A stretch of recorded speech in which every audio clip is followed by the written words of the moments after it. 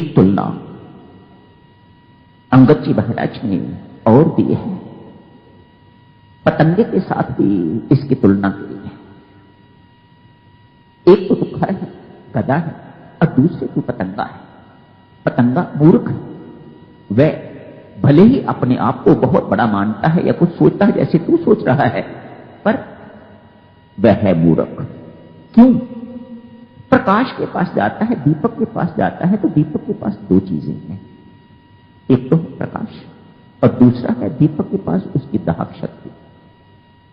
काश समझदार होता तो दीपक के प्रकाश से लाभ लेता और जलता ना। वह मूर्ख तो जल जाता है।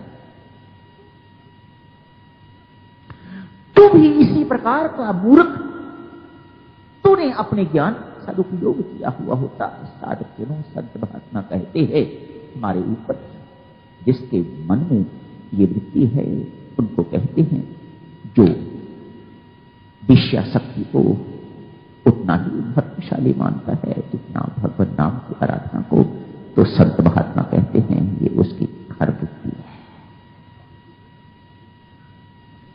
बात तो ये करने वाली है ना, हमें उस गधे से क्या लेना है? हमें तो इससे लेना है जो बात, जो निष्कर्ष उन्होंने निकाला है रावण की बात बता के। यदि हम साधक जितने भी यहां बैठे हुए हैं, हमारा आकर्षण विषयों के प्रति उतना ही है यदि इतना भगवान नाम के प्रति, तो संत महात्मा कहते हैं ये खर वृत्ति है।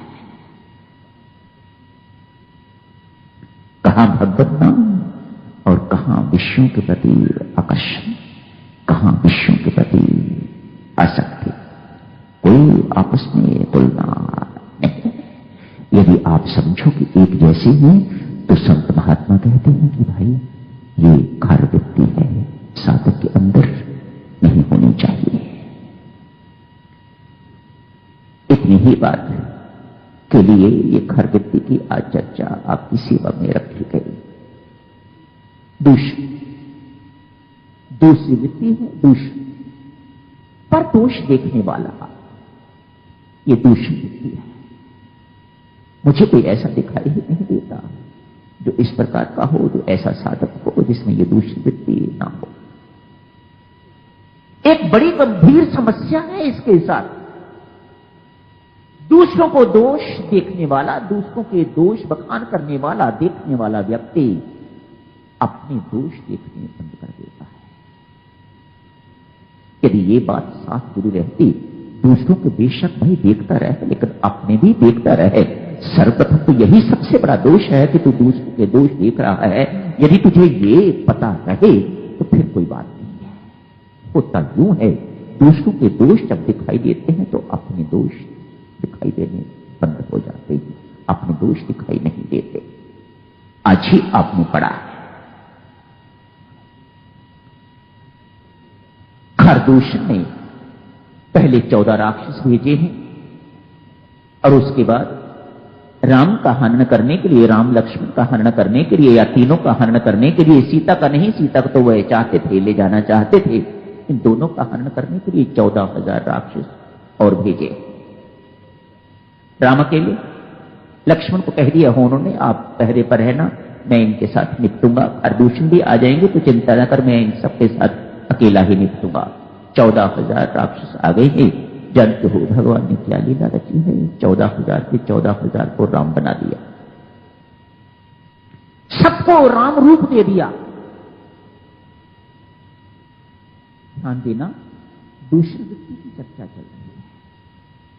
दूषण वृत्ति जो अपनी ओर नहीं दिखाई देती, सामने वाले तो इनको राम दिखाई देते हैं जो इनके शत्रु हैं। काश इन्हें स्वयं अपना आप भी दिखाई देता कि हम भी वही राम बने हुए हैं जो सामने वाले हैं, तो द्वैत बुद्धि मर गई होती, भेद बुद्धि मर गई होती, सब बच गए होते। अब दूसरों को देख देख के ही ये सारे के सारे 14,000 अपने आप ही मर गए। संत महात्मा कहते हैं जिस साधक के अंदर ये दूषण वृत्ति है वह अपने आप ही मरता जाता है, वह अपने आप ही भीतर खत्म होता जाता है, उसकी कमाई अपने आप ही नष्ट होती जाती है। वह अंदर से बिल्कुल खोखला होता जाता है। वह इस वृत्ति के कारण अपने आप ही सूख के राख हो जाता है, जल के राख हो जाता है, सूख के कांटा हो जाता है। उसके अंदर कुछ नहीं रहता। वह नाम की कमाई खत्म हो जाती है। तृष्णा मन की तीसरी वृत्ति है, तृष्णा।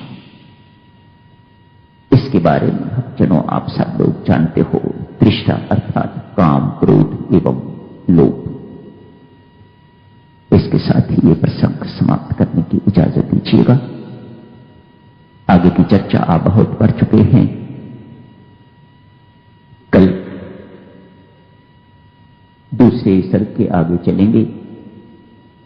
इसी बीच भगवान राम शबरी के घर भी हो आए हैं। सुग्रीव के घर नहीं जाना उन्होंने, किसी के घर नहीं जाना, शबरी के घर चले गए हैं।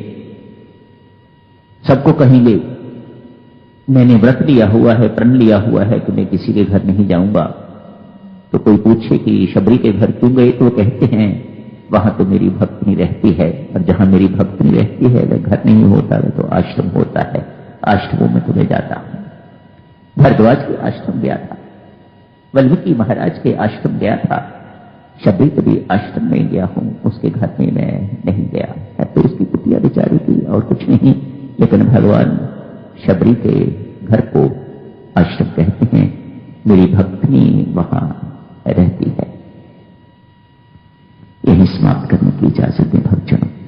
बहुत बहुत धन्यवाद। परमेश्वर कृपा सब पर, राम कृपा बनी रहे। भक्तजनों जाप करो, जाप करो, और हर माला के बाद मेरे राम उस दयालु कृपालु से हाथ जोड़ के प्रार्थना करो। परमात्मा, ये जितनी वृत्तियां हैं, ये जितने विकार हैं, जितने दुर्गुण हैं, मेरे राम, इनसे तेरे सिवा हमारी कोई रक्षा नहीं कर सकता है। हमें कोई नहीं बचा सकता। हमें बचा के रख परमात्मा, हमें बचा के रख।